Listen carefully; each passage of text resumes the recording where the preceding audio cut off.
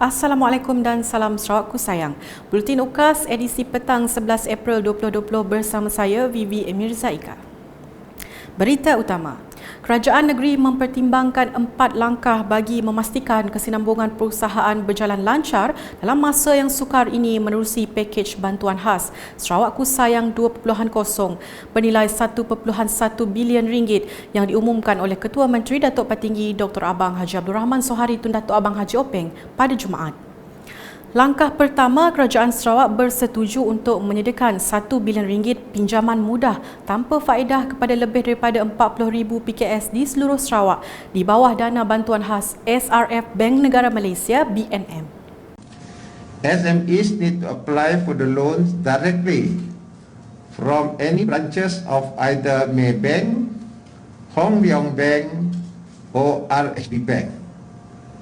All SMEs have an option to apply for either Islamic or conventional loans for the scheme. Sehubungan itu, definisi Majlis Pembangunan Usahawan dan PKS Kebangsaan MPUPK serta keadaan pembiayaan mudah seperti berikut perlu dipatuhi.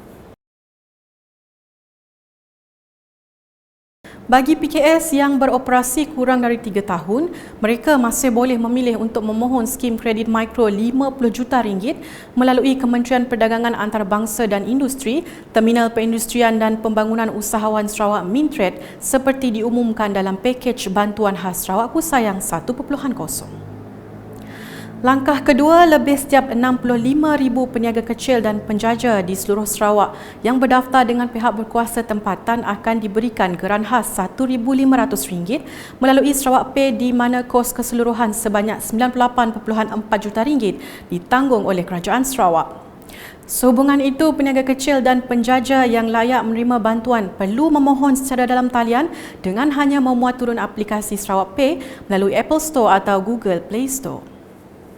Therefore, I would encourage everyone to go cashless and help us to minimize contact with physical cash, whereby reducing the chances of COVID-19 virus transmission. Furthermore, Sarawak Pay is giving cash back for all your transactions. Selain itu, kepada peniaga kecil berdaftar di kawasan luar bandar pula akan diberi baucer tunai.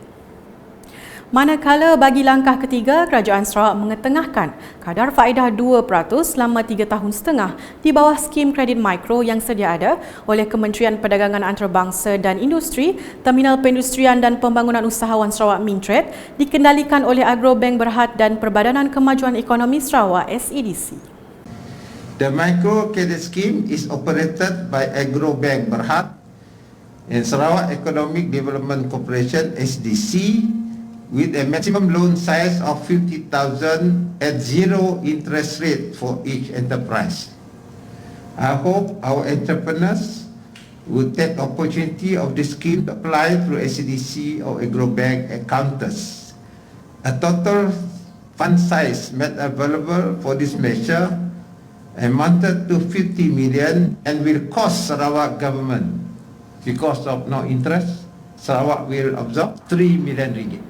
Seterusnya, langkah keempat, Ketua Menteri Datuk Petinggi Dr. Abang Haji Abdul Rahman Sohari Tun Datuk Abang Haji Openg pada 23 Mac lalu mengumumkan diskaun 50% untuk sewa pasaran dan gerai, terutamanya di bawah bidang kuasa pihak berkuasa tempatan, dan kini Kerajaan Sarawak akan mengecualikan sewa kepada PKS dalam sektor runcit yang beroperasi di premis yang dimiliki oleh syarikat yang berkaitan dengan kerajaan.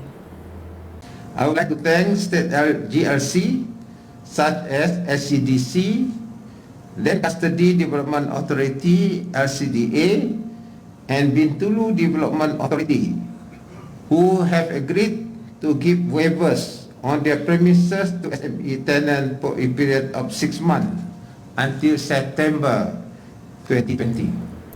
Beralih ke pengumuman Perdana Menteri Malaysia. Perdana Menteri Tan Sri Muhyiddin Yassin telah mengarahkan semua agensi keselamatan supaya memperketatkan kawalan di sepanjang sempadan negara untuk mengelak pendatang tanpa izin membolosi lorong tikus di sempadan negara sekaligus memberi ruang membawa masuk COVID-19 ke dalam negara.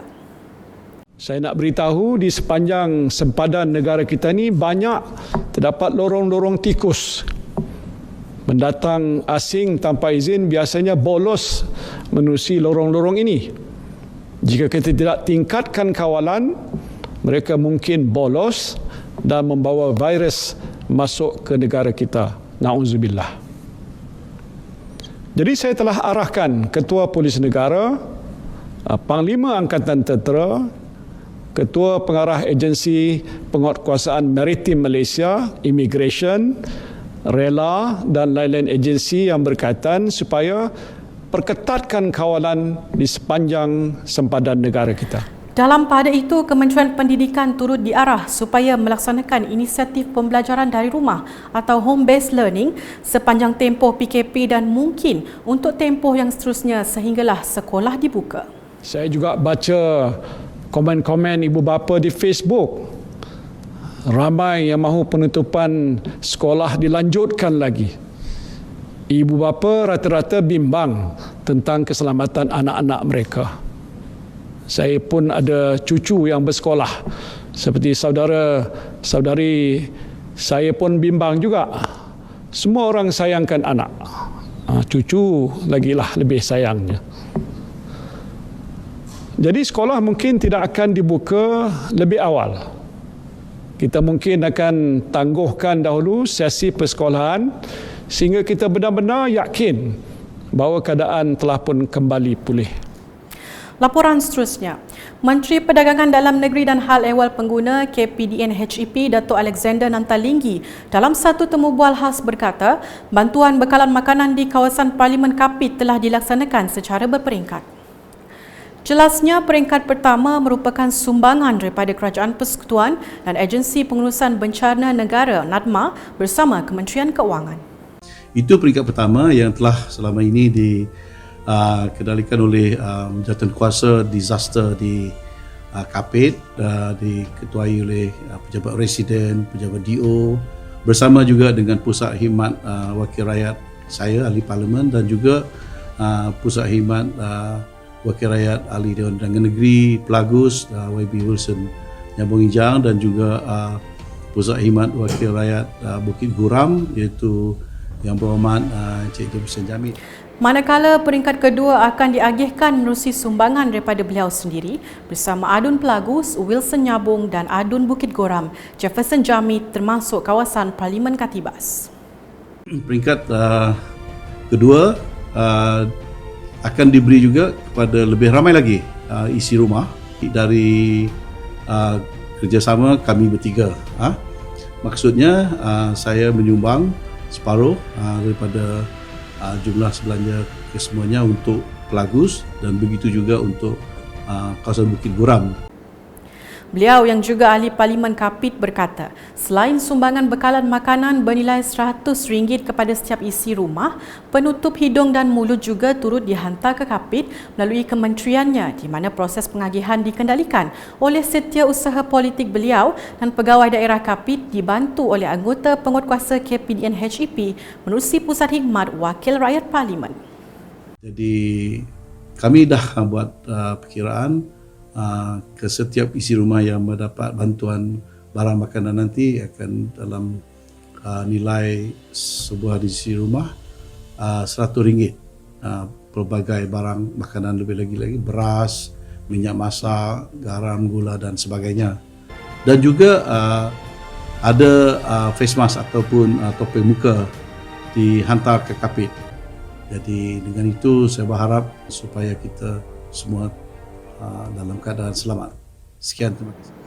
Selanjutnya, Sarawak Shell Berhad telah menyerahkan sumbangan makanan, pakaian dan keperluan harian kepada 35 gelandangan yang berada di Pusat Penempatan Sementara Gelandangan Dewan MRSC Miri. Menurut Menteri Pengangkutan Datuk Lee Kim Shin, sumbangan ini amat bermakna kepada gelandangan ini yang sebahagiannya datang dengan sehelai sepinggang dan dalam keadaan yang daif. Keprihatinan Sarawak Shell Berhad yang kerjasama dalam membantu golongan yang memerlukan seperti gelandangan ini amatlah dihargai dan mengucapkan terima kasih di atas sumbangan ini. Beliau berkata demikian selepas diminta mengulas mengenai sumbangan Sarawak Shell Berhad kepada gelandangan yang diselamatkan pada Jumaat. Sementara itu, salah seorang gelandangan warga emas yang ditemui melahirkan rasa terima kasih kepada Kerajaan Sarawak di atas keprihatinan dalam menyediakan kemudahan untuk mereka sepanjang berada di pusat penempatan sementara gelandangan Dewan MRSC Miri ini. Kerajaan Sarawak dan Jabatan Kebajikan kena memberi keselesaan tempat diam, tidur, makan, tempat mandi, semua diberi.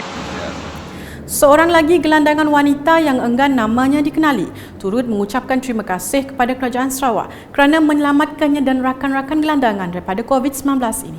Jabatan Kebajikan Masyarakat kerana menyelamatkan kami dari bencana di luar. Sebab kami sekarang ni berada selamat sangat di dalam pusat dewan ini. Kami cukup makanan, pakaian, tidur, mandi, tidur, semua cukup. Berikutnya pula, perbekalan bantuan dan kerjasama daripada pelbagai jabatan dan agensi kerajaan sama ada di peringkat negeri atau persekutuan yakin dapat membendung sepenuhnya penularan wabak pandemik COVID-19. Menurut Pengarah Hospital Limbang, Dr. Nanta Kumar, ia juga memerlukan kerjasama daripada masyarakat supaya mengikuti setiap arahan dan mematuhi peraturan di sepanjang Perintah Kawalan Pergerakan PKP yang diumumkan kerajaan.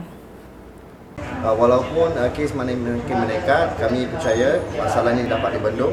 Dan bagi untuk Limbang dan Lawas, saya harap memang kes ada, tapi kita percaya kita dapat membendung dengan kerjasama dengan semua agensi federal dengan agensi state yang sudi menolong kita. Beliau memberitahu wartawan Buletin UKAS di Limbang selepas menghadiri mesyuarat Jawatan Kuasa Pengurusan Bencana bahagian Limbang pada Jumaat. Sementara itu, Ketua Zon 7 Jabatan Bomba dan Penyelamat Malaysia JBPM Limbang, Edmund D. Mahai Amboh berkata, pihaknya turut membantu dalam kerja-kerja sanitasi di tempat-tempat awam dan juga bekerjasama dengan Kementerian Kesihatan Malaysia mengurus pesakit yang dikenakan kuarantin dari segi pengangkutan. Operasi yang kita jalankan membantu pihak beberapa tempatan dalam pengurusan sanitasi awam dan juga pengangkutan untuk bantuan kepada KKM berkaitan dengan pengantaran PUI atau PUS ke pusat kuarantin. Menurut Pegawai Hotel Purnama Limbang, David Chua Kintin, pihaknya berasa terhormat apabila Kerajaan Sarawak memilih hotel tersebut sebagai pusat kuarantin buat rakyat Sarawak yang baru pulang dari luar Sarawak. Katanya mereka menyediakan perkhidmatan dan kemudahan yang terbaik sepanjang menginap di Hotel Purnama Limbang. So far now, our hotel been used as a quarantine center for the PUS. So far, our cooperation with the hospital and the cooperation will be very smooth lah. And so far, not much complaint on our facility and all these things lah. Mengakhiri Buletin UKAS dengan perkongsian video terbitan Kementerian Kesihatan Malaysia mengenai pentingnya Perintah Kawalan Pergerakan. Pentingnya Perintah Kawalan Pergerakan untuk cegah penularan COVID-19. Mungkin anda semua tertanya-tanya, kenapa kita perlu menuruti Perintah Kawalan Pergerakan? Perintah Kawalan Pergerakan diarahkan supaya COVID-19 dapat dihentikan daripada terus menular. Langkah pengawalan ini telah terbukti keberkesanannya dan telah dipraktikkan oleh negara-negara lain. Kenapa 14 hari? Jika seseorang itu disyaki pembawa COVID-19, penyebaran dapat dicegah dalam tempoh ini. Jika tiada apa-apa simptom yang dialami, maka orang itu selamat. Kita semua tidak digalakkan keluar dari rumah dan kurangkan interaksi dengan orang ramai. Tukar aktiviti harian anda kepada aktiviti yang lebih selamat seperti bekerja dari rumah dan membuat pembelian barangan atau makanan secara online. Perintah Kawalan Pergerakan perlu diambil serius dan bukannya dianggap sebagai cuti biasa. Bagi anda yang ingin pulang ke kampung, ia bukanlah satu tindakan yang baik. Malah, potensi untuk COVID-19 tersebar adalah lebih tinggi. Anda dikehendaki untuk patuh kepada arahan yang diberikan atau boleh dikenakan tindakan undang-undang jika ingkar. Kita semua digesa untuk saling bekerjasama dan bersatu padu dalam menangani isu COVID-19 yang sedang melanda negara dan dunia. Kongsikan video ini kepada rakan-rakan agar semua sedar dan faham tentang Perintah Kawalan Pergerakan ini.